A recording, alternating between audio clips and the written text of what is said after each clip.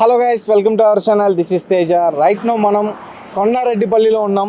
Yes, Kondareddipalli ఇప్పుడు ఈ గ్రామం ఎంత ఫేమస్ అయిపోయిందంటే నిజానికి ఢిల్లీలో వినిపిస్తుంది ఈ గ్రామం పేరు. ఎందుకంటే రేవంత్ రెడ్డి అనే వ్యక్తి పిసిసి అధ్యక్షుడు, కాంగ్రెస్ పార్టీకి ఇక్కడ ఎలాంటి బలం చేకూర్చి ఈరోజు ఆ పార్టీని గెలిపించగలిగాడో మీ అందరికీ బాగా తెలుసు. సో మొత్తానికి రేవంత్ రెడ్డి గారు తెలంగాణ రాష్ట్ర ముఖ్యమంత్రిగా ప్రమాణ స్వీకారం చేసే సమయం ఇంకా కొన్ని గంటల్లోనే ఉంది. సో అదంతా కూడా మనం చూడబోతున్నాం. సో అంత అద్భుతంగా ఈసారి తెలంగాణలో కాంగ్రెస్ జెండా ఎగిరిందనే చెప్పాలి.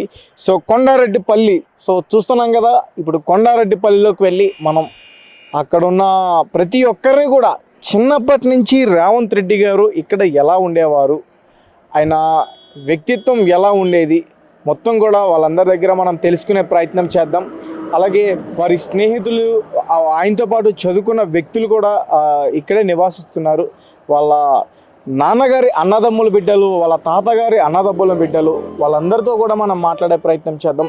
సో అలాగే ఆల్రెడీ కాస్త న్యూస్ బయటకు వచ్చేసింది. పెద్ద ఎత్తున చాలామంది కూడా ఇక్కడ తరలి వస్తున్నారు ఈ ఊరిని చూడడానికి. చాలామంది కూడా కొంతమంది అయితే ఊర్లలో నార్మల్గా షేర్ ఆటోలు ఉంటాయి కదా, ఆ ఆటోల్లో కూడా మీది సీఎం గారు ఊరు, మీరు డబ్బులు ఎక్కువ ఇవ్వాలని చెప్పేసి డిమాండ్ చేస్తారంట.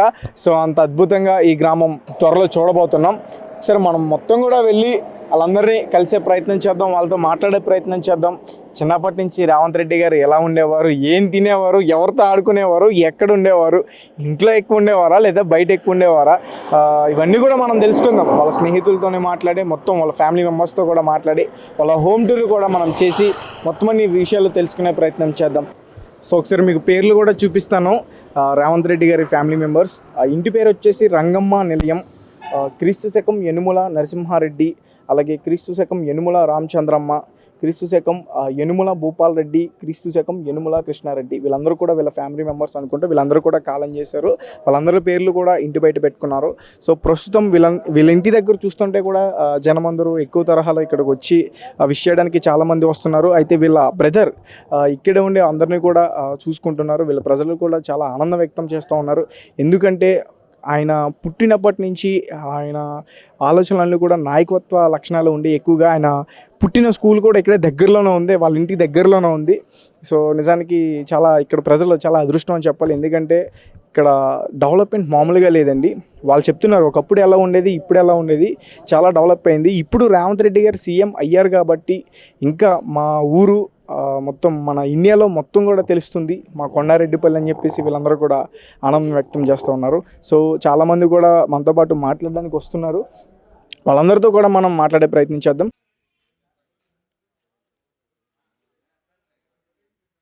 సో గైస్, గల్లీ టు ఢిల్లీ ముఖ్యమంత్రి రేవంత్ రెడ్డి గారు తెలంగాణ మొత్తం అధిష్టాన్ని గడగడలాడించిన వ్యక్తి. మరి కొండారెడ్డిపల్లిలో ఒకసారి వాళ్ళ ఇల్లు చూద్దాం. వాళ్ళందరూ కూడా ఉమ్మడి కుటుంబంగా ఉండేవారంట. వాళ్ళ 7 అన్నతమ్ముళ్ళు, ఒక చెల్లి కూడా ఉండేది. ఈయన సంతానం వచ్చేసి 4వ అతను. సో అప్పట్లో వాళ్ళ అమ్మగారే చెప్పేవారంట, ఖచ్చితంగా ఏదో ఒక రోజు నా కొడుకు ఢిల్లీకి రాజవుతాడు అని చెప్పేసి. నిజంగా ఆమె కోరిక ఇప్పుడు నెరవేరింది. సో ఇది వాళ్ళ ఇల్లు. ప్రస్తుతం అందరూ కూడా తమ తమ ప్లేసెస్లో సెటిల్ అయిపోయి ఉంటారు. ఒకసారి మొత్తం కూడా మనం చూద్దాం.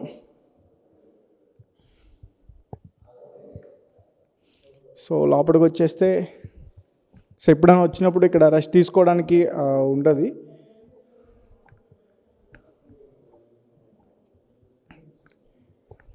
సో ఇక్కడ ఎప్పుడైనా వస్తే రెస్ట్ తీసుకుంటారు అనుకుంటా. సో అక్కడ ఫొటోస్ చూస్తే కూడా మనకు అర్థమవుతుంది. ఇక్కడే కూర్చుని వాళ్ళు రాజకీయాల గురించి చర్చించుకునే అవకాశం ఉంటుంది. అండ్ ఇక్కడ వాళ్ళ ఫ్యామిలీ మొత్తం కూడా, వాళ్ళ అమ్మ నాన్న, వాళ్ళ పెద్దన్న, వాళ్ళ చిన్నన్న. సో ఆయన చూస్తే కృష్ణారెడ్డి గారు, ఇందాక మనం స్కూల్లో ఆయన గురించి మాట్లాడుకున్నాం. ఆయన గురించి చాలా గొప్పగా చెప్తున్నారు. ఎందుకంటే మనకు అప్పట్లోనే కృష్ణారెడ్డి గారు కానిస్టేబుల్ అని చెప్పేసి. సో చూడండి వాళ్ళ ఫ్యామిలీ మెంబర్స్ కూడా, వాళ్ళందరూ కూడా. సో నెక్స్ట్ అటు సైడ్ చూద్దాం ఒకసారి. సో మొత్తం కూడా హైదరాబాద్ నుంచి మీడియా మొత్తం కూడా ఇక్కడే ఉంది. అవును అనుకుంటా. రైట్, ఒకసారి పైకి కూడా వెళ్దాం. రైట్,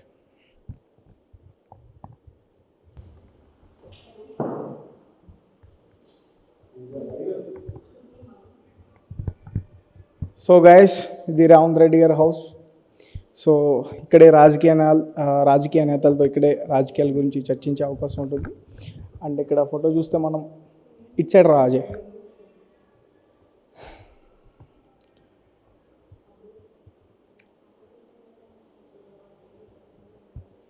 సో ఇది రేవంత్ రెడ్డి గారి స్వగ్రామం. అండ్ ఇక్కడ ఆల్రెడీ సంబరాలు స్టార్ట్ అయిపోయినాయి. పూనకాలు లోడింగ్ అన్నట్టు వీళ్ళందరూ కూడా ఎదురు చూస్తున్నారు.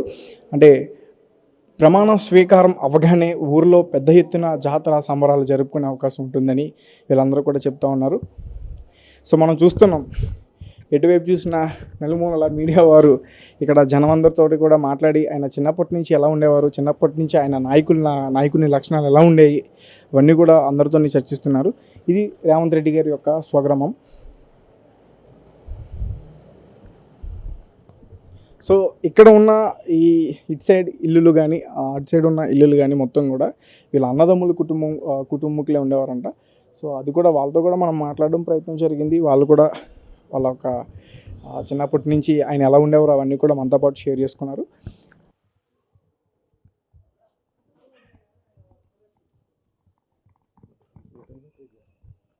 సో ఇక్కడ ఇటు పక్కన చూసిన ప్రతి ఇంటి పైన కాంగ్రెస్ జెండా ఎగురుతుంది. రేవంత్ గారి ఫోటో కూడా కనిపిస్తుంది. సో వీళ్ళందరూ కూడా అంత అభిమానంతో ఆయనకి మద్దతు తెలియజేస్తూ ఈ తెలంగాణ రాష్ట్ర ముఖ్యమంత్రిగా చేశారు. సో చూడండి, మొత్తం ఇల్లులన్నీ కూడా చాలా బాగున్నాయి. ఎందుకంటే ముఖ్యంగా ఆయన ఊరి పట్ల కూడా చాలా శ్రద్ధ తీసుకుని ఆయన ఎవరికి సమస్య ఉన్నా సరే పిలిపించి వాళ్ళు రాకపోయినా సరే ఆయన స్వయంగా సమస్య తెలుసుకుని వాళ్ళని పిలిపించి సమస్య ఏంటి దాన్ని పరిష్కరించేవారంట. సో అలాంటి వ్యక్తి మరి ఈరోజు రాష్ట్రానికి నాయకుడయ్యారంటే ఖచ్చితంగా ప్రజలందరూ కూడా ఆనందిస్తారు. ఎందుకంటే మామూలుగా నాయకులు సమస్య చెప్తే పరిష్కరించడానికి చూస్తారు, కానీ ఇలాంటి నాయకుడు ఒక సమస్య ఉందని తెలుసుకుని ఒక సమస్య ఉన్న వాళ్ళని పిలిచి లేదా సమస్య ఉన్న వాళ్ళ దగ్గరికి వెళ్ళి సమస్య గురించి చర్చిస్తున్నాడంటే అతను మామూలు నాయకుడు కాదు. వీళ్ళందరూ కూడా చెప్తున్నాడు, చిన్నప్పటి నుంచి కూడా ఆయన చాలా పౌరుషంగా ఉంటాడు. ఏదైనా సవాల్ చేస్తే ఖచ్చితంగా దాన్ని చేసి తీరుతాడు. సో అందులో భాగంగానే ఈరోజు రాష్ట్రానికి ముఖ్యమంత్రి అయ్యాడు.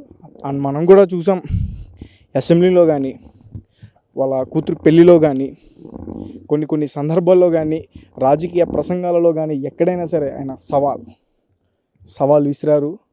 ఈరోజు దాన్ని మొత్తం కూడా నిలబెట్టుకున్నారు.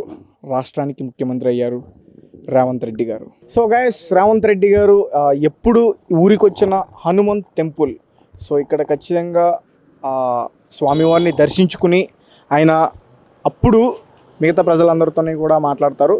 అండ్ అలాగే ఇదివరకు రేవంత్ రెడ్డి గారి పట్ల చూసుకున్నట్లయితే బీఫార్మ్స్ అంటే కొడంగల్లో బీఫార్మ్స్ అంటే నామినేషన్ వేసే ముందు ఖచ్చితంగా ఇక్కడ దర్శించుకుంటారంట స్వామివారిని, అంత ఫేమస్ ఇక్కడ.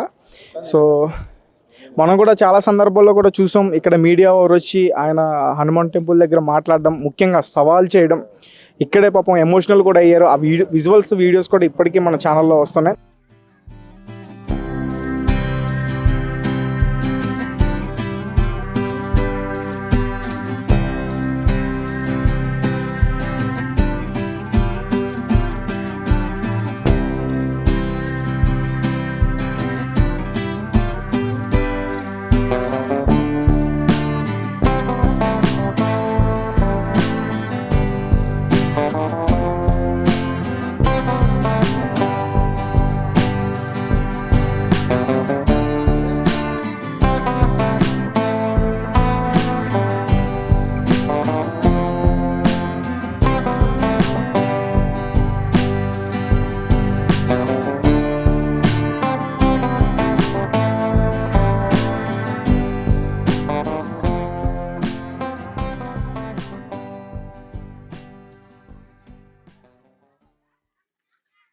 సో గైస్, రేవంత్ రెడ్డి గారు చదువుకున్న స్కూల్లోకి ఇప్పుడు మనం రావడం జరిగింది.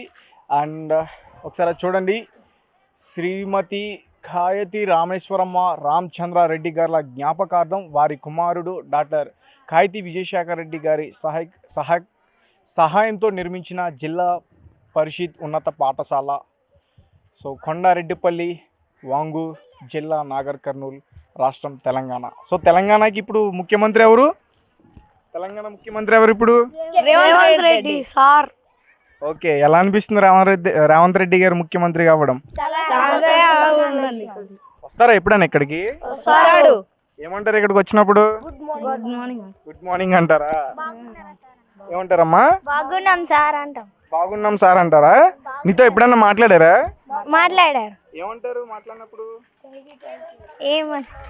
బాగున్నారా సార్, ఎట్లా మీకు పుస్తకాలు ఇచ్చారంటగా? ఇచ్చారు సార్. ఇచ్చారా మీ అందరికి? ఇచ్చారు. ఓకే, సరే, మరి అందరూ రేవంత్ రెడ్డి గారికి ఏం చెప్తారు, విషెస్ చెప్తారా? చెప్పండి. రేవంత్ రెడ్డి. సో ఇప్పటి వరకు మనతో పాటు మాట్లాడిన లింగయ్య గారు ఇక్కడ హెడ్ మాస్టర్ అయినా. సో ఆయన వాళ్ళ ఫ్రెండ్ ముఖ్యమంత్రి అయిన సందర్భంగా ఇక్కడ పిల్లలందరికీ కూడా చాక్లెట్స్ పంచిపెట్టడం జరిగింది. అందులో భాగంగా మాకు కూడా ఇచ్చారు. అండ్ ఇంకొకటి, ఆయన కొడంగల్ ఎమ్మెల్యేగా ఉన్నప్పుడు ఇక్కడికి రాష్ట్ర ముఖ్యమంత్రి అయిన చంద్రబాబు నాయుడు గారిని కూడా ఇక్కడికి తీసుకురావడం జరిగింది. ఒకసారి ఆ విజువల్స్ కూడా మీకు చూపిస్తాను ఇప్పుడు. సో ఇక్కడ చూసుకున్నట్లయితే చంద్రబాబు నాయుడు గారు ఆ టైంలో మన రేవంత్ రెడ్డి గారు ఇక్కడ ఎమ్మెల్యేగా ఉన్నారు కొడంగల్లో. రైట్, ఎస్, ఇక్కడ ఉన్నారు రేవంత్ రెడ్డి గారు. మేడం, అప్పటి నుంచి మీరు ఇక్కడే పనిచేస్తున్నారండి? ఓకే, అప్పుడు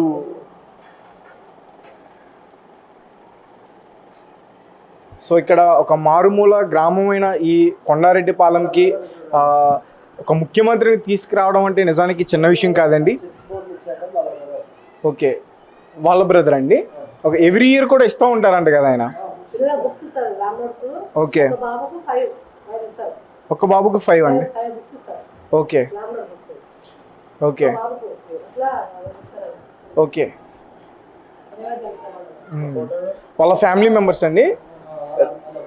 రేవంత్ రెడ్డి మిత్ర మండలి అండి ఇది. ఓకే ఓకే, ఇందాక మనం చూసుకున్నాం కదా వాళ్ళ ఇంటి బయట యనుముల భూపాల్ రెడ్డి. సో సార్, ఈయన అప్పట్లో కానిస్టేబులా? Okay, right. So Revanth Reddy గారికి ఈయన పోలికలే వచ్చి ఉంటాయి. ఓకే, అన్నగారండి ఈయన. Sir okay, right. పైన చూసుకుంటే వాళ్ళ అమ్మ నాన్నగారు కావచ్చు, యనుముల రామచంద్రమ్మ నరసింహారెడ్డి. సో రేవంత్ రెడ్డి గారు ఇక్కడ ప్రతి సంవత్సరం కూడా దసరాకి వచ్చి వాళ్ళ ఫ్యామిలీ మొత్తం కూడా ఇక్కడే టైం స్పెండ్ చేస్తారు. అలాగే ఇక్కడ ఉన్న చిన్నపిల్లలకి పుస్తకాలు కానీ వాళ్ళ నిత్యం అవసరాలకు కానీ అవన్నీ కూడా చేస్తూ ఉంటారు. మేడం చెప్పండి madam. Okay okay, right madam. So అందరికీ కూడా ఇస్తారని చెప్తున్నారు. సో అలాగే ఒకసారి మనం ఆ విజువల్స్ కూడా చూద్దాం. రేవంత్ రెడ్డి గారు చదువుకున్న ఆ గది ఎలా ఉండేది అప్పట్లో, అవి కూడా ఒకసారి మనం చూసే ప్రయత్నం చేద్దాం.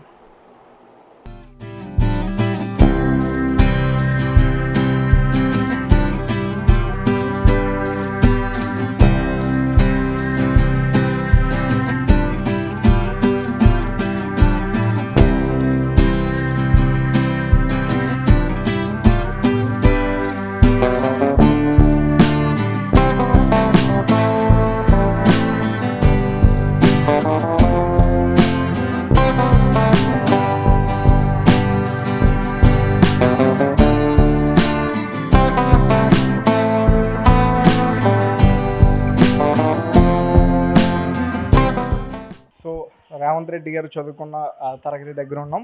ఒకసారి లోపలికి వెళ్ళి మొత్తం మీకు గది చూపిస్తా.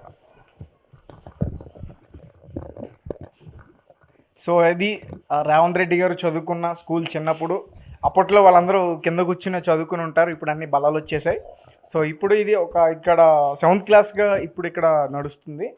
అండ్ చాలా మోడిఫై చేశారు. మరి అప్పట్లో ఎలా ఉండేదో, ఒక చిన్న స్కూల్ నుంచి ఒక గవర్నమెంట్ స్కూల్లో చదువుకునే ఒక చిన్న స్కూల్లో ఈరోజు రాష్ట్ర ముఖ్యమంత్రి అవ్వడం అనేది చిన్న విశేషం కాదండి.